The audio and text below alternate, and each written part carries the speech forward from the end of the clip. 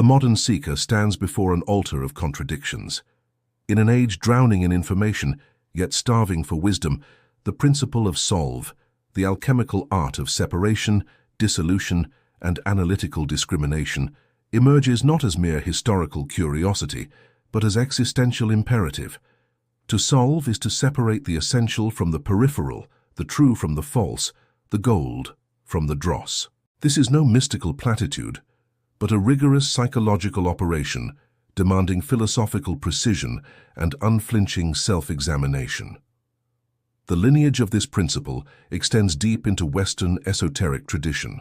Hermes Trismegistus, that mythic synthesis of Egyptian Thoth and Greek Hermes, established in the Emerald Tablet the foundational dictum: separate the earth from the fire, the subtle from the gross, gently and with great ingenuity.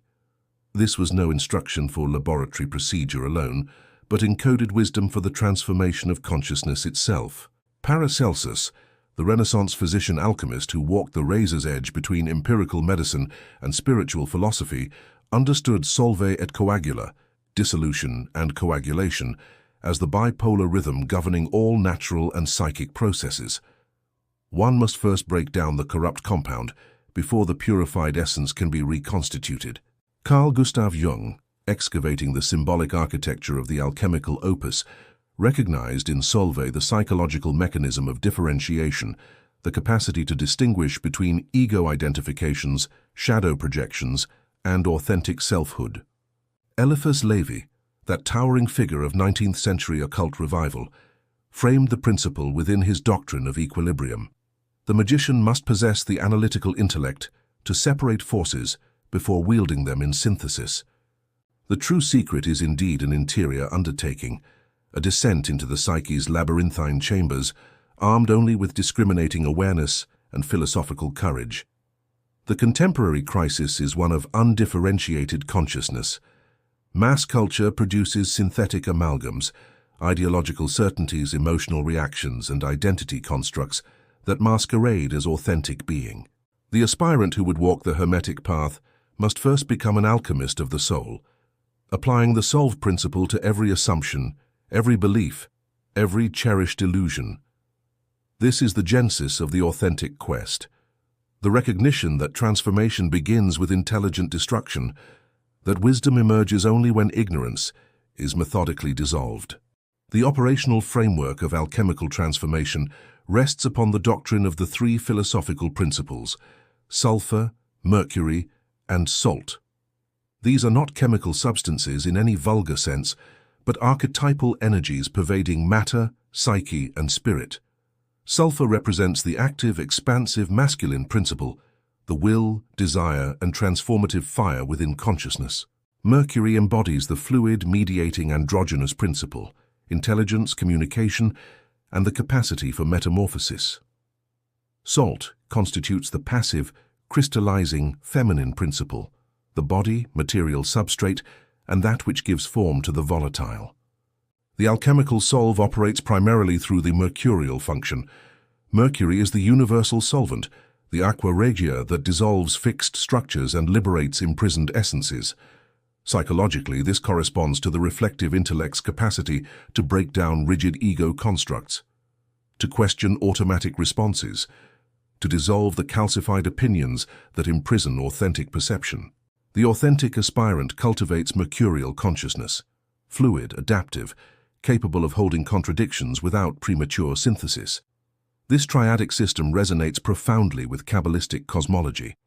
The three pillars of the tree of life, severity, mercy, and equilibrium, mirror the alchemical triad. Sulfur corresponds to the pillar of severity, din, the contracting, defining force. Mercury aligns with the pillar of mercy, chesed, the expanding, dissolving force. Salt manifests as the middle pillar, where opposing energies achieve embodied balance. The solve principle operates along the leftward path of dissolution, descending through the dark Sephiroth, Binah, Geburah, Hod, where forms are unmade, so that deeper structures might be revealed. Neoplatonic philosophy provides additional depth. Plotinus conceived reality as an emanative hierarchy, descending from the one through nous, divine intellect, to world soul, and finally, material existence. The aspirant's journey reverses this descent through a process of purification and abstraction. Solve represents the analytical ascent, stripping away material attachments, emotional entanglements, and cognitive distortions to perceive the intelligible forms underlying phenomenal experience. This is methexis, participatory knowledge achieved through rigorous self-purification. The Rosicrucian tradition, particularly as articulated in the Fama Fraternitatis and Chemical Wedding of Christian Rosenkreuz, presents the initiatory journey as a sequence of symbolic dissolutions. The candidate must pass through chambers of testing where cherished certainties are dissolved, where comfortable identities are stripped away, where the false self is methodically deconstructed. Only then can the philosopher's stone of integrated selfhood be formed. The mentality required of the adept is threefold. First, thelemic will, not willfulness, but the capacity to align personal volition with the trajectory of one's authentic nature, what Crowley termed true will. Second, ethical rigor, the understanding that esoteric knowledge carries moral obligation, that power divorced from virtue corrupts absolutely. Third, philosophical doubt, not the paralyzing skepticism of the cynic, but the methodical questioning of the genuine philosopher, exemplified by Descartes' systematic doubt that dissolved all assumptions to discover the irreducible foundation of consciousness itself. The solve principle is thus no mere technique but a comprehensive metaphysics and psychology. It demands that the aspirant become simultaneously scientist and mystic, analyst and visionary, ruthless destroyer and compassionate physician of the soul. The operational sequence of alchemical transformation proceeds through distinct phases, each corresponding to specific psychological operations and states of consciousness. The solve principle governs the initial, descending arc of this journey, the via negativa that precedes all genuine spiritual attainment. The opus begins with calcinatio, the application of fierce heat to reduce compound substances to ash. Psychologically, this represents the initial confrontation with one's fundamental inadequacy and mortality. The aspirant turns the burning lens of consciousness upon cherished self-concepts and watches them immolate. Who am I when stripped of social roles, professional achievements, and relationship identities? Jung recognized this as the necessary humbling of the inflated ego, the destruction of the persona's elaborate costumes.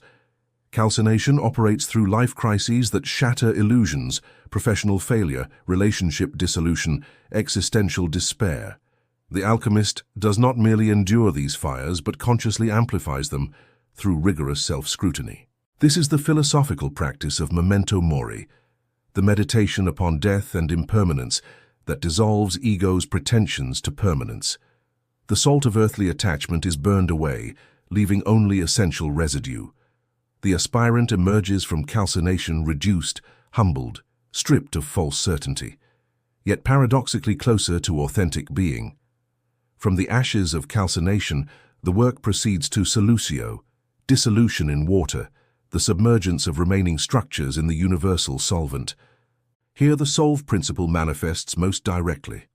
Psychologically, this represents the flooding of ego consciousness by unconscious contents, dreams, fantasies, repressed emotions, and archetypal energies long denied. Jung termed this the bath of regeneration, the necessary immersion in the waters of the collective unconscious. The rigid boundaries between conscious and unconscious, self and other, rational and irrational, begin to dissolve. This is profoundly destabilizing. The aspirant experiences what the mystics called liquefaction, the melting of fixed psychological structures into an undifferentiated prima materia. The danger here is psychic inflation or fragmentation. Without proper containment, a strong philosophical framework and ethical foundation, the dissolution can lead to psychosis rather than transformation. The authentic adept maintains the observer's stance even while experiencing dissolution, cultivating what the Buddhists call witness consciousness. One is drowning yet simultaneously, watching the drowning with analytical clarity. Mythologically, this phase corresponds to descent narratives, Inanna's journey to the underworld, Persephone's abduction to Hades, Christ's harrowing of hell. The hero must descend into darkness, surrender control, and allow established structures to liquefy before resurrection becomes possible. After dissolution comes separatio, the critical operation of discrimination and purification. The alchemist carefully separates the purified essence from the corrupt residue, the gold from the base metal, the subtle from the gross. This is solve as analytical precision, the capacity to distinguish between authentic impulses and neurotic compulsions, genuine intuitions and wish-fulfilling fantasies, archetypal energies and personal complexes. Jung identified this with the differentiation of psychological functions. One learns to separate thinking from feeling, sensation from intuition, recognizing how these functions operate independently and how they interfere with each other. The aspirant develops meta-awareness, the capacity to observe one's own psychological processes without immediate identification. Philosophically, this recalls the Platonic discipline of diaresis, the method of division that separates concepts according to their natural joints. It demands intellectual honesty of the highest order. One must be willing to acknowledge inconvenient truths, to separate comforting beliefs from demonstrable realities, to distinguish between what one wishes to be true and what the evidence supports. The separation phase produces discrete psychological contents that can be examined individually. Shadow material is separated from ego ideals. Authentic vocation is distinguished from parental injunctions and cultural conditioning. The true self begins to emerge as that which remains when all false identifications are stripped away. Having separated the elements through solve, the alchemist now begins the complementary work of coagula, bringing purified elements into new relationship. Conjunctio represents the union of opposites, masculine and feminine, conscious and unconscious, spirit and matter. This is the chemical wedding, celebrated in Rosicrucian allegory. Jung recognized this as the integration of anima and animus, the contrasexual components of the psyche. The man must integrate his repressed feminine qualities of receptivity, emotion, and intuition. The woman must integrate her repressed masculine qualities of assertion, logic, and discrimination. This is no simple harmonization, but a dynamic tension, a coincidentia oppositorum where opposites maintain their distinct characters while existing in productive relationship. The conjunction produces psychological fertility, new insights, creative expressions, and adaptive capacities emerge from the union of previously separated functions. The aspirant experiences moments of profound wholeness, glimpses of the self in Jung's sense, the archetype of totality that transcends ego consciousness while including it. Mythologically, this phase appears as sacred marriages, Zeus and Hera, Shiva and Shakti, the divine bride and bridegroom of mystical literature. These are not literal unions, but symbolic representations of intrapsychic integration, the marriage of conscious will with unconscious wisdom. The conjoined substance must now undergo fermentatio, a process of putrefaction and spiritual rebirth. In laboratory alchemy, this involved the decomposition of organic matter to release its essence. Psychologically, it represents the death of the false self and the birth of authentic being. This is perhaps the most paradoxical phase. The aspirant has achieved integration, experienced wholeness, yet this too must be surrendered. The ego that has worked so diligently toward transformation must now die to its own achievement. This is the meaning behind Christ is saying, "Unless a grain of wheat falls into the earth and dies, it remains alone, but if it dies, it bears much fruit." Jung associated fermentation with the emergence of the transcendent function, a synthetic capacity that transcends the opposites previously held in tension. New symbolic expressions emerge spontaneously from the unconscious, carrying meanings that cannot be reduced to either pole of the original contradiction. The psyche spontaneously generates tertium quid, the third thing that is neither thesis nor antithesis, but genuine synthesis. Through distillatio, the volatile essence is separated from remaining impurities and elevated to higher purity. In consciousness, this represents the progressive refinement of awareness, the cultivation of increasingly subtle perception. The aspirant learns to distinguish ever finer gradations of psychological and spiritual experience. This phase involves repeated cycles of ascent and descent, The volatile spirit rises, condenses, and falls back into the vessel, each time carrying away additional impurities. Psychologically, this manifests as oscillation between transcendent insight and ordinary consciousness, each cycle deepening understanding and integration. The distillation phase cultivates what might be called spiritual sobriety, clear-eyed perception unclouded by inflation or sentimentality. The aspirant develops the capacity to dwell in elevated states without losing groundedness, to access transpersonal dimensions while maintaining functional engagement with ordinary reality. The final phase, coagulatio, represents the crystallization of the purified essence into permanent form, the philosopher's stone, the lapis philosophorum. Psychologically, this is the achievement of individuated selfhood, the stable integration of conscious and unconscious, spirit and matter, transcendence and embodiment. Jung termed this the realization of the self, not in the sense of arriving at a final state, but of establishing a permanent center of gravity around which the psyche organizes itself. The individuated person manifests certain qualities: psychological stability despite external turbulence, ethical clarity without rigidity, creative spontaneity within disciplined form, and the capacity to hold paradox without dissociation. The coagulated philosopher's stone possesses transmutative power.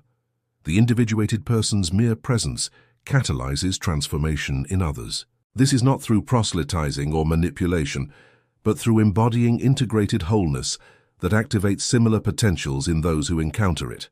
No phase of the alchemical opus demands more honest examination than separatio.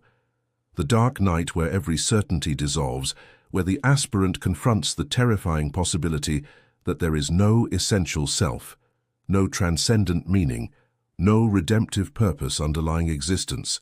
This is not metaphorical distress, but a genuine existential emergency that threatens psychological disintegration.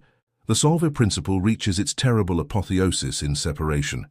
Having dissolved superficial identifications in calcination and liquefied psychological structures in solutio, the aspirant now faces the ultimate dissolution, the potential obliteration of meaning itself. Jung termed this the confrontation with the abyss, the encounter with the void that threatens to swallow consciousness entirely. This crisis differs categorically from clinical depression or anxiety disorders, though it shares phenomenological features. Depression typically involves a collapse of meaning due to biological dysregulation or unprocessed trauma. The alchemical crisis, by contrast, emerges from successful dissolution. The aspirant has intentionally deconstructed false meanings and now confronts the naked question: does anything possess inherent significance? The medieval alchemists encoded this phase in the symbolism of the Nigredo, the blackening, the putrefaction, the stage of maximum darkness. The substance in the vessel appears utterly corrupted, emitting the stench of decay. In the Rosarium Philosophorum, this phase is depicted as the death and burial of the king and queen, the conjunction of opposites that produces not unity, but mortification. Christian mystics knew this territory as the dark night of the soul, described with harrowing precision by St. John of the Cross. The soul experiences absolute abandonment, the withdrawal of all consolation, the agonizing sense that God, or whatever one names the transcendent ground of being, has utterly and permanently vanished. Prayer becomes impossible. Faith collapses. The aspirant exists in a hell of meaninglessness, more profound than any conventional atheism, for the atheist typically maintains secular meanings while the dark night strips away even these. The danger is manifold. Some aspirants, confronting this void, retreat desperately into dogmatic certainty, religious fundamentalism, ideological rigidity, or New Age platitudes. This represents alchemical failure, the premature coagulation of the work into brittle forms that protect against further dissolution. Others fragment entirely, the ego structure shattering under pressures it cannot contain. Still others, perhaps most tragically, metabolize the void into nihilistic despair, concluding that the universe is indeed meaningless and abandoning the search for authenticity. The authentic passage through separatio requires philosophical steel. The aspirant must neither flee into false certainty nor surrender to nihilism, but hold the tension of not knowing. This is Job's predicament, stripped of prosperity, family, health, and finally, even the conviction of God's justice, yet refusing both his friend's dogmatic theodicy and the temptation to curse God and die. What makes this suffering teleological rather than merely pathological? The distinction lies in intentionality and framework. The aspirant has chosen this path with full awareness of its demands. The dissolution is not random catastrophe, but methodical deconstruction undertaken in service of deeper truth. The philosophical framework, whether Jungian psychology, alchemical symbolism, or mystical theology, provides a container that holds the experience without explaining it away. The separation crisis reveals what Nietzsche termed the death of God, not merely the collapse of religious belief, but the recognition that all human meanings are constructed rather than discovered. This is simultaneously liberating and terrifying. If meanings are constructed, then the aspirant bears ultimate responsibility for creating them. There is no transcendent authority to which one can abdicate choice, no cosmic purpose that relieves one of the burden of authentic existence. Kierkegaard's Night of Faith embodies the resolution of this crisis. Having passed through infinite resignation, the complete surrender of all worldly attachments and meanings, the knight makes the absurd movement of faith, choosing to reinvest existence with meaning despite having seen through all conventional justifications. This is not returning to naive belief, but creating authentic commitment while maintaining awareness of its ultimately groundless character. The aspirant who successfully navigates separatio emerges transformed. The separation of essential from peripheral has been completed. False securities have been dissolved. What remains is naked existential authenticity, the capacity to create meaning without self-deception, to commit to values while acknowledging their contingency, to act with decisive clarity while maintaining philosophical humility. This is why the Hermetic school insists upon rigorous preparation before undertaking advanced operations. The aspirant must develop psychological resilience, philosophical sophistication, and ethical grounding sufficient to weather the dissolution of all conventional supports. The work is not for dilettantes seeking mystical experiences or spiritual tourists collecting esoteric credentials. It demands total commitment and accepts nothing less than the complete transformation of consciousness.